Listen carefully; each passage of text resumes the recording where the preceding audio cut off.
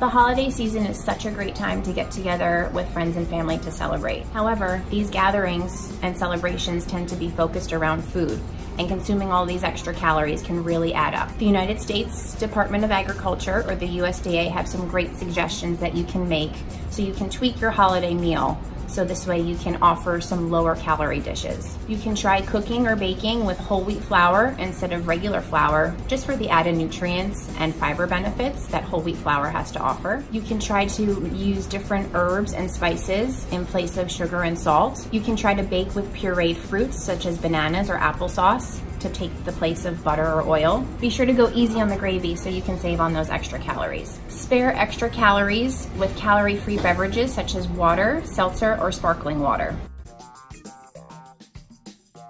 Alcohol is thought to go hand in hand with the holidays, but it doesn't have to. You can try substituting your alcoholic beverages with mocktails. Mocktails are drinks that consist of a different variety of juices. This way you save on your alcohol intake. Do keep in mind that if you do decide to drink alcohol, women are limited to drinking 1 alcoholic beverage a day, and men are limited to drinking 2 alcoholic beverages a day.